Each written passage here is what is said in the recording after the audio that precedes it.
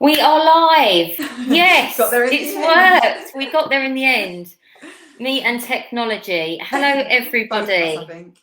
Yeah, hello, everybody. It's Emma here from Yellow Brick Road, helping you build your confidence whilst I am building mine. And I have the lovely Hannah here today. Hi, Hannah. Hello, everyone. Hello, Emma. Hi, darling. So we've literally just spent the last hour trying to work out StreamYard. It's a very new concept to me and to Hannah. But I've pulled together this live today. So as some of you know, I try to go live every week, normally talking about confidence and how we can, sort of build our confidence, do the things that we're looking to do and sort of push ourselves past our comfort zones. But over the last couple of weeks, I had a lot of messages and people contacting me talking about the current state of the world and the position that we're in with regards to uncertainty and that kind of stuff, and how to cope with their anxieties, how to sort of get past themselves, how to deal with their emotions and their thoughts. And something that came up last week was around schooling and around homeschooling. So I thought I'm going to get in touch with Hannah, who is amazing. She's been in teaching and leadership for the last 15 years, and I'm going to have a chat with her about it. So Hannah's business is called Academy Alabaster. Tell us a little bit about what you do, Hannah. So Academy Alabaster is based on supporting parents and pupils through a wide range of provision, whether it be homeschooling, tutoring, or consultancy support. So say, for instance, parents are having difficulties with their pupils at school or want some support with how to approach the school, that's where we step in. So lots of different aspects to the company and to the business, but predominantly at the moment it's about obviously supporting parents with homeschooling and education at home and through tutoring. Lots of different, remotely and face-to-face. Obviously not face-to-face at the moment, unfortunately. Not face, yeah, no, I can imagine. I bet you're super busy, aren't you, at the minute? I bet it's gone crazy, is it? Absolutely. Obviously, we've had to completely adapt our approach at the moment, which is unfortunate because obviously we really enjoy seeing the pupils face to face. But we've launched remotely via Zoom, which is working really, really well. And actually, what we've discovered is it's encouraging lots of different children to articulate their reasoning and understanding around their learning in a different way to what they would if they were face to face. So we may actually find that it has equally as much impact, if not more, in some situations than face to face. So amazing. It's evolving into a different model as we speak, but that's not to say there's still sort of space for the face to face provision as well. Brilliant. Okie doke. So I've got a few questions for you, and these are things that I know I'm coming up against. I had an issue today with Elsie, my middle child, who is as amazing and creative as she is. I really struggled to get her to concentrate. Sure. And one of the questions that I know came into me was, how can we sort of keep them engaged and sort of keep them, just get them to concentrate. I know with Elsie, what I find is, even sometimes as soon as I sit down with her, it's not like we might do a short bit of work and then she just doesn't concentrate. I can't even get her engaged. It's like, she wants to do something else. Have you got any tips with regards to that? Sure. Well, the first thing I would say is just to reassure you all that you're doing a brilliant job, because you've all been thrown into the deep end, having started this journey, shall we call it, but you are all doing a brilliant job. And on behalf of all of the head teachers and teachers across the country, we want to say thank you for stepping up to the plate in this position. It's not easy, and it's certainly not easy. It has its challenges as a qualified, experienced teacher, let alone as a parent. So just to reassure you that you're all doing an amazing job and that something is better than nothing. So just bear that in mind when you feel like that you're starting to reach the end of your tether, or the children are getting frustrated. Everything that they're participating in with you is going to be having an impact. So going back to your original question, your question was around how to sort of inspire the children to want to learn with you when you sit down with them, so that they're not distracted by other activities. The first thing I would suggest is try to keep the activities as short and concise as possible. You know, everybody has a working memory, and beyond any sort of 15-20 minutes, that working memory starts to present itself in a different way to what it did when you first sit down. So don't feel like you have to labour at a task for an hour or over an hour, because actually when teachers teach, the length of time that a teacher spends delivering the information to the child is actually really quite short, because otherwise children lose attention, become distracted, and are no longer engaged in their learning as much as they would have been in the event that it was kept too much of a short task. So that's the first thing I would say, is don't feel like you need to spend over an hour and a half going through an activity that it clearly isn't working. Keep it as short and as brief as possible. And yes, I know that there's been lots of sort of recommendations around creating timetables that replicate that of the school day. The children aren't in school. They aren't in uniform. They aren't in the classroom. Everything around formal learning has been taken away from them. So actually, the model needs to take a different approach. So learning doesn't just present itself by sitting at a table and completing a worksheet. Now, the difficulty the schools have got is that they're trying to share as many resources with you as possible. They can't share practical equipment with you and suggestions around how to approach a task in a more sort of engaging, interactive way. So as a result of that, the only option they've really got is to send through PowerPoints, worksheets, so on and so forth. Now, as adults, we know we learn best when we're active. So I would suggest that, yes, albeit those worksheets and those PowerPoints have a place, but perhaps to consolidate the knowledge that's been acquired through practical activities. So say, for example, I don't know, a child's learning about conversions of weights. Why not make something that involves conversions with weights to reinforce the teaching point that you're trying to get across? You know, you know, conversions in terms of grams or kilograms, for instance. Then apply it practically through a sort of a cooking activity, and then use the worksheet to consolidate the understanding, having done a practical activity. So don't feel like that the only way you're going to teach them what the school's asked you to teach is by sitting down and doing what the school's asked you to do. Try to, if you can, extract the main teaching point from what the school has sent you, and then it's you know, feel confident enough to go off on a tangent and think, right, how would I best like to learn this if I was a child? Then let's explore how we can do that in a sort of practical solution, and then use the resources that the school have provided to either introduce and consolidate. That's not the only source of information or resource that you have to use.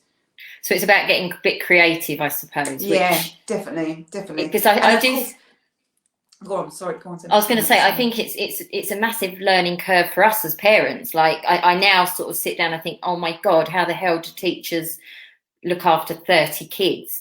But I do think, maybe more so with my kids, but it's like they've not got that, not respect. Obviously, you know, it's not about necessarily the respect, but it's like, if I talk to them about their teachers, or if I said to Elsie, oh, let me speak, I'll maybe give you a teacher call and I'll ask the questions. It's like, oh, don't call my teacher, don't call my teacher. But with us, it's like, oh yeah, I don't know whether they just, I don't know, patience. I know patience. Yeah, definitely. And I think you know, it's understandable that they would respond differently to you as they would do in school, because there's a different type of boundaries. Not to say that there's, you know, the boundaries are any better at school, or, you know, that's not what I'm suggesting for one moment, but it's just a different type of boundaries, and even putting the uniform on, you know, encourages children to conform to a system and to a set of rules. So, you know, everything that they relate to learning has been removed. And of course, it's not worth forgetting. It's worth remembering, sorry, that incentives work wonders. So yes, we possibly might feel like we should be incentivizing children to do something that we've asked them to do. I've asked you to do this, so therefore you should just do it because I've asked you to do it. But actually, anybody responds well to an incentive. So something that I use a lot with my clients is, it's really quite simple. jar of some description. Obviously, the size is worth considering when I talk to you about the process that's involved. And just something as simple as marbles or counters. Marbles always work well because they're really quite visual for them to see through the glass jar.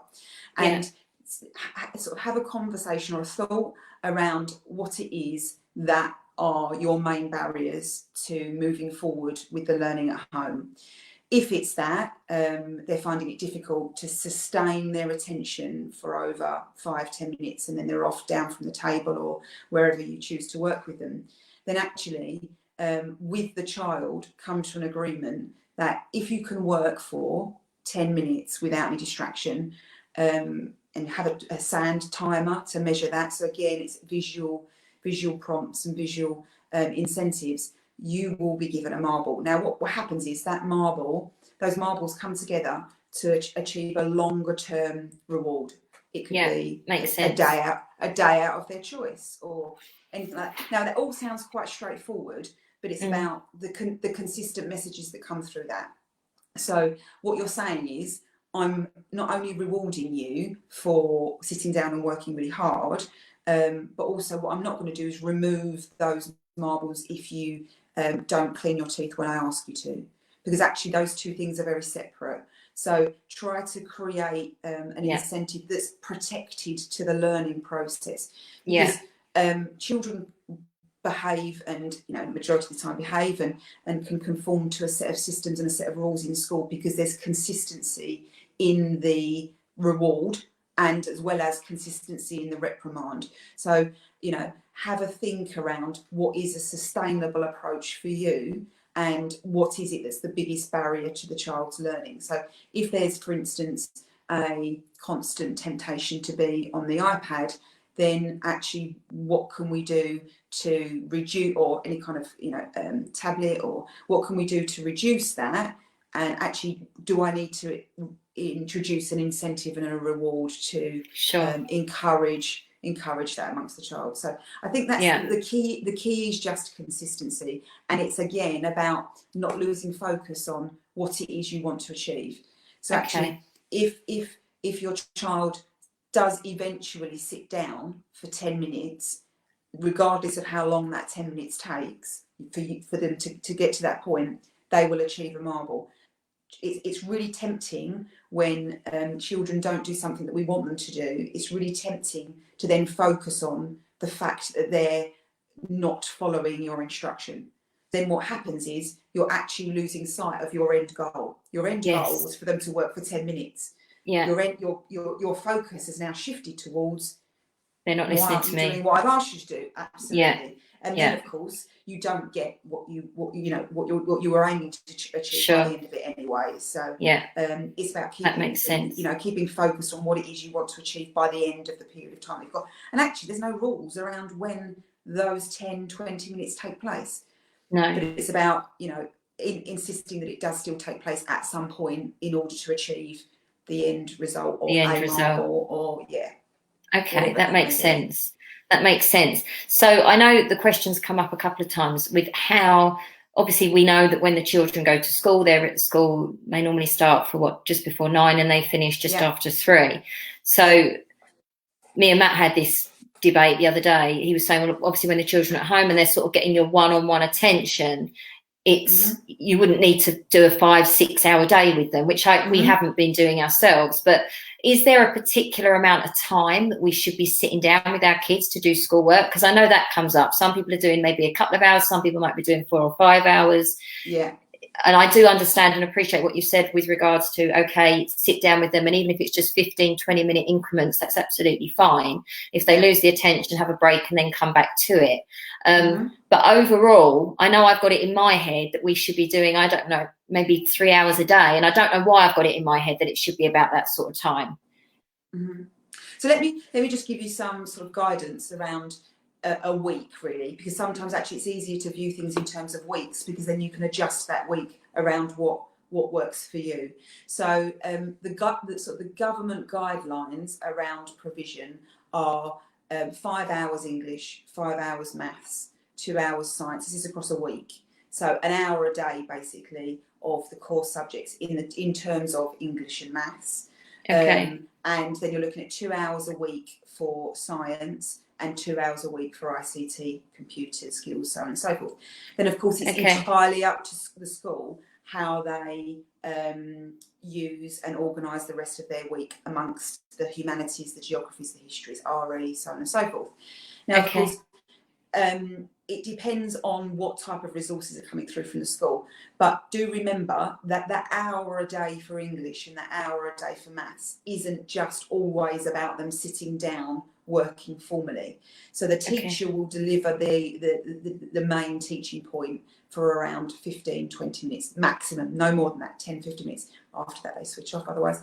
And then they're engaging in an activity of independent learning or group work.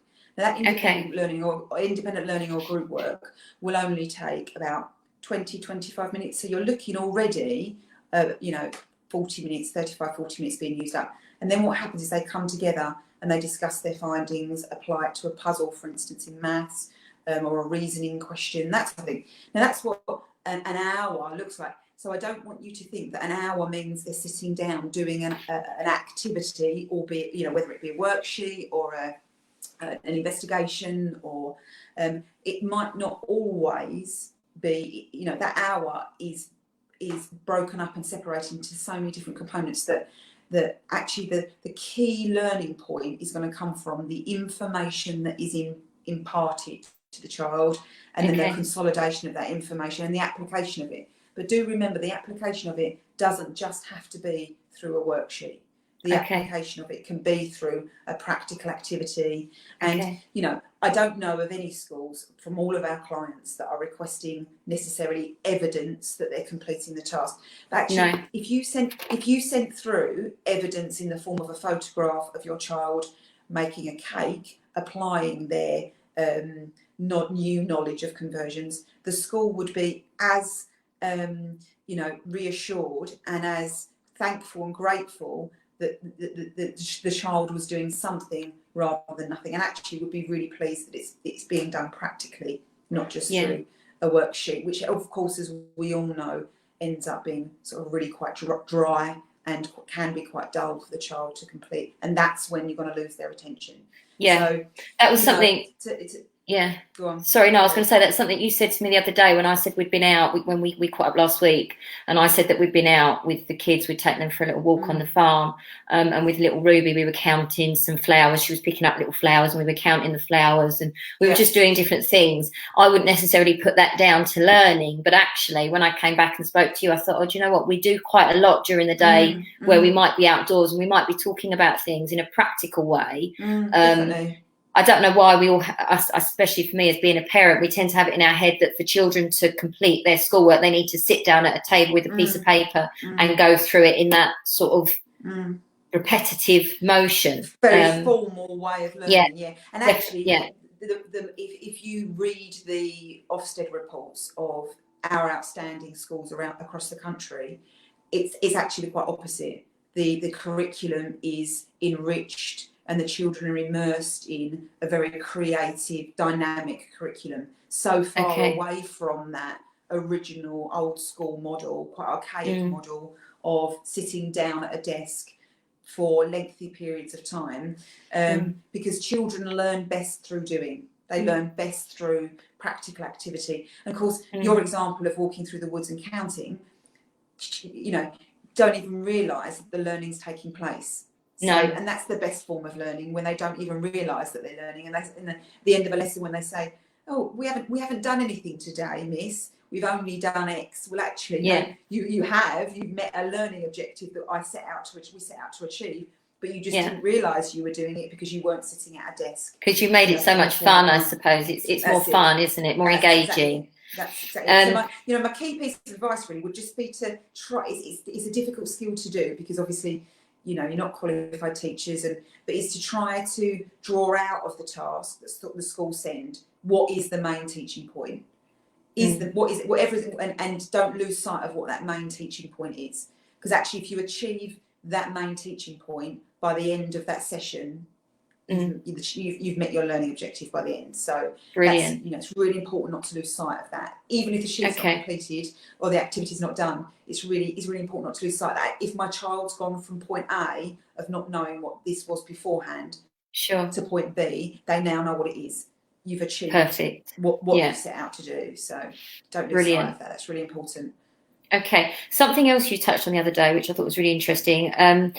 I was saying to you about if we have, and sometimes, and I'm sure it happens at schools, you have some of those days where you don't feel like you're really getting anywhere. I mean, I've had a couple of those where I've sat down and I've got one child that probably just crack on and just gets things done and is quite engaged, and I've got another child that just takes that bit more nurturing, and you sort of really have to get their buy-in if anything. And there's some days I've sort of thought, I'm just going to leave it there today. The day's gone on a bit and I thought I'm going to leave it there. And you mentioned about reading, because I was going to say to you, what's the one thing that maybe we can do if we do have those sorts of days where we think it's all gone to pot, tomorrow's another day. Is there one particular thing? Is it the reading that we should be engaging with the kids?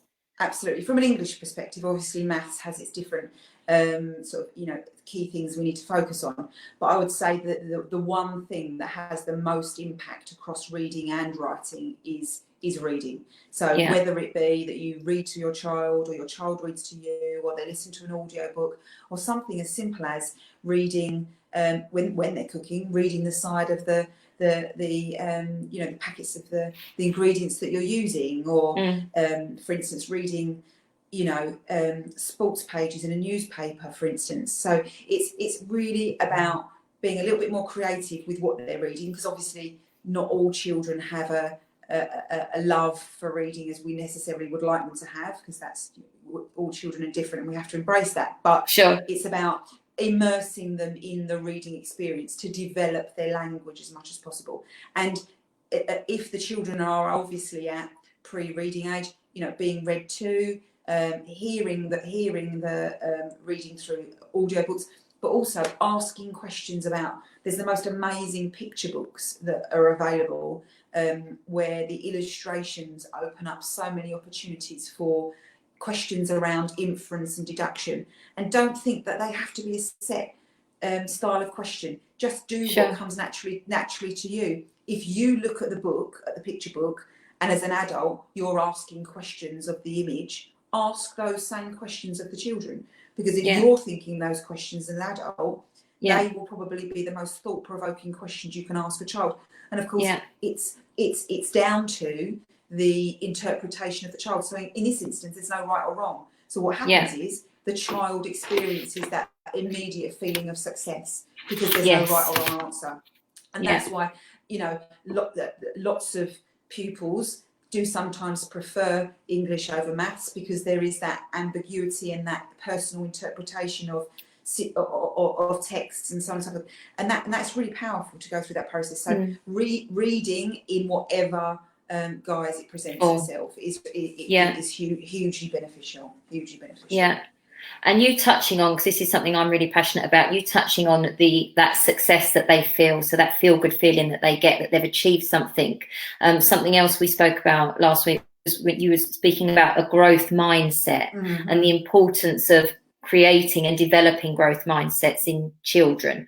Can you just touch on that a little bit, on how you see that and how we as parents can go about helping our children achieve that?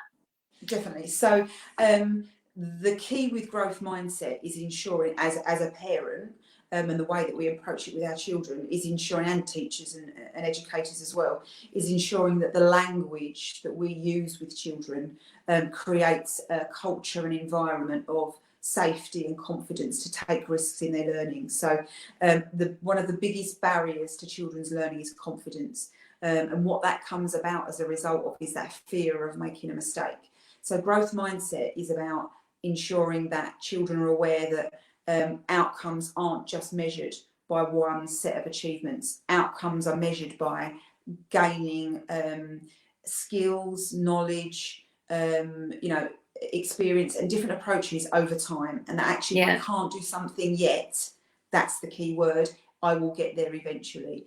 And you know, if you look into any kinds of sports psychology or any kinds of psychology of any description, those that are the most successful are those that have a growth mindset. But from a parent's perspective, I would say that the key for that is the language that you use around the children. And I think, Emma, you're going to be providing a link to some growth mindset material. So hopefully in there will be almost like a set sort of some recommendations around the type of language that you can use. And it doesn't come overnight. As an adult, we all, as adults, we tend to predominantly have a fixed mindset. We're not going to have a growth mindset overnight. And it isn't something that we're only a growth mindset or only a fixed mindset. We'll be dipping in and out of different mindsets in different situations. And until we know what the language of growth mindset looks like and sounds like, and we retrain ourselves to think in that way, we won't share that type of language and knowledge with our children. And that will make a huge difference around, you know, breaking down those barriers to learning. Because the moment a child loses confidence and those sort of alarm bells within them start kicking in and they enter into crisis can present itself in any way. Crisis can present itself as head in arms on table, or withdrawing, crying, shouting. When I use the term crisis, I don't just mean physical crisis. It can be a crisis of any emotional crisis, anything. Even just a reluctance to do something is entering in some form of crisis. The only way to remove that is to ensure that the child recognises that it's okay to find things difficult, and it's about imparting that language that you have as an adult around growth mindset and sharing that with the child as well. But it won't come overnight. It takes time to shift your mindset towards that. And I think as parents, if we don't understand that, like you say, then, and we're not sort of practicing that to a certain degree, we're not aware of it, how are we meant to demonstrate that to our children? So yeah, I created a little Calm Kids poster. The link is in the feed above this live video, and for that reason, because I know with the girls, the transition, the relocation for us was quite a big thing, and it was trying to get them thinking in a positive way about it, because as far as they were concerned, they were coming away from everything that they knew. You know, things had changed, and similar to to what's going on around us at the minute with all the uncertainty. If we're feeling that and we're struggling with that, and we're panicking and anxious about it, we pass that down onto our children. There's quite a bit there's not loads in here, but there's enough in here for you to understand a bit more about what Hannah spoke about with regards to sort of our self-talk and the way we sort of talk to ourselves, because we're always listening when it comes to that kind of thing. Can I just add to that, Emma? Yes, please. Yeah, go. Yeah, go for it. One thing as we sort of notice and we hear quite a lot when working with our clients is that around the fixed and growth mindset is I was no good at X when I was at school. So immediately you're narrowing your children's aspiration. And I mean, you know, undoubtedly it's something that, you know, it's just a level of honesty, and it's just a level of, and actually what it is, it's a level of an aspect of reassurance to say, don't worry, I felt like that when I was at school. But actually what that's doing is immediately narrowing your child's aspirations and expectations upon themselves. Oh, well, actually mum or dad or auntie or uncle were no good at it, so it's okay for me to be no good at it, so I'll just carry on, you know. So it's really important around that growth mindset to avoid it as much as we can, reinforcing that message of don't worry, because I wasn't any good at it when I was at school either. So it's a really important that we're aware of it. Try to avoid that, Yeah, and funny enough, that was a question that came up. That was another question that came up, and that was exactly that, actually. Parents that feel they're not good at a particular subject. So on the feed that I was reading when I put the question out to a couple of different groups, one of the questions was, how do we deal with a subject that we don't like, not that we don't like, but that we're no good at, that we don't feel competent in. Sure. And straight away it was like, well, if you're not feeling that way, then your kids all of a sudden start to feel the same. Well, it doesn't matter if I'm no good because mum wasn't good or auntie wasn't good or whatever. So would you give any advice on that if someone's feeling that they're not capable with schoolwork, and they don't understand it? How do they help their kids to understand it and get through it? I think the best thing to avoid is Googling it. I think avoid trying to find the solution via YouTube or Google. The reason being is that there's so much conflicting information and advice out there that it's only going to confuse you, which will in the end perhaps make you feel even more flustered than you already were. So my one piece of advice is to start with the school. So, you know, every school at any time has the aim of maintaining an open door policy. That is their ultimate goal, and the ultimate goal is to work with parents really closely to improve their child's provision. But now more so than ever. So teachers are still in school, so obviously supporting our pupils, most vulnerable pupils and children of the key workers. So teachers are still in school and they're still contractually obliged to be working. So actually what that means is that they're at the end of a computer, at the end of an email, at the end of a telephone. So they would and will want you to contact them if you're finding anything difficult, and that's the best place to go to. Go straight to your child's school and keep asking questions, because I know when I was a head teacher, all I wanted the parents to do was just to come to us and to me and to talk to us and let us know what it was that they were finding difficult, in order for us just to know, to then be able to help them. Because parents may be sitting there thinking, oh gosh, I can't go and ask Mrs. Smith or Mr. Smith about, I don't know, equivalent fractions, because I might look as if I'm the silly parent and not know anything about my child's education. How do you not know that you're one of 15 parents, 20 parents that's feeling the same way? Exactly the same. And actually what that teacher will then do, or that senior leadership will do, is actually, we're noticing a trend of queries and questions here. Let's release a video around, or let's release some more guidance and support around fractions for maths, for instance, or you know. So do, as your first point of contact, contact the school, because every school has a different way in which they approach their teaching curriculum, and they might have their own individual maths policy. But it is worth remembering, sorry if I'm losing my earphone, it is worth remembering that the national curriculum is the main point of contact for what children need to know. So there's going to be loads of companies out there at this time making quite a lot of money from parents needing support to get additional resources and guidance and things. Don't lose sight of the fact that there's only one statutory document the children have to follow, and that's the national curriculum. Of course, in private schools, they don't always follow the national curriculum, but they're following a similar model to the national curriculum. So don't get too bogged down in what scheme of work should I be following and what company's doing this and so on, and don't buy into and invest any money into planning that's done for you, so on and so forth, because actually what that will just do is muddy the waters even more for you. Receive the resources from the school, see if you can extract the main teaching point from the lesson.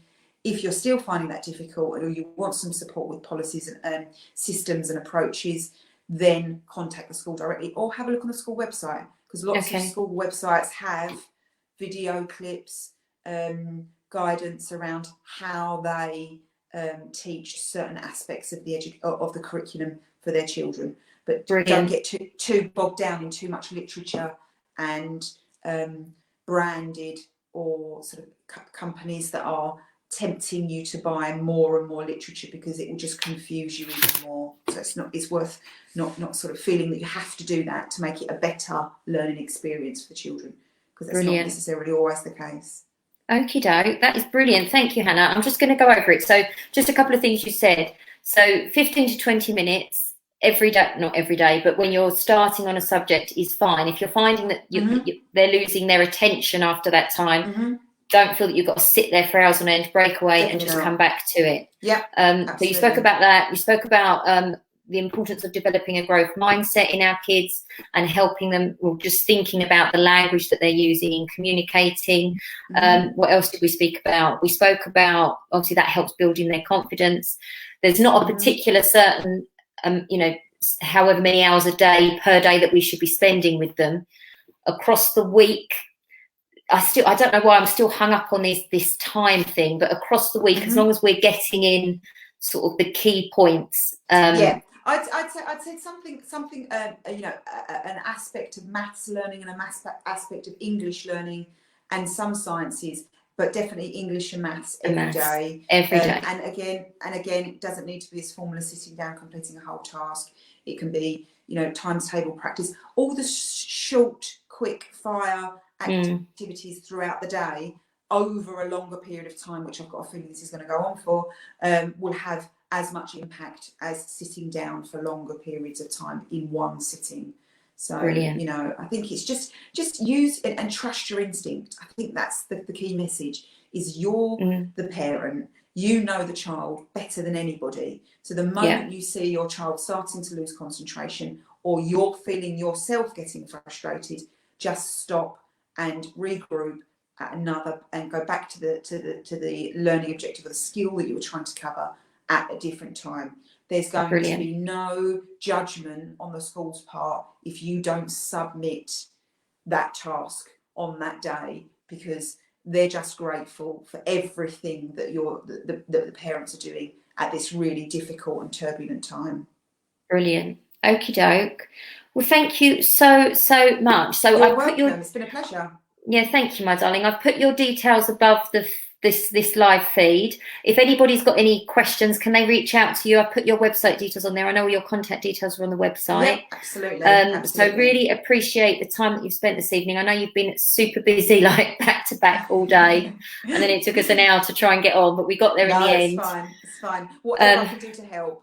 You're a star. Thank you so much. And like I say, Hannah's details are in the feed above the video.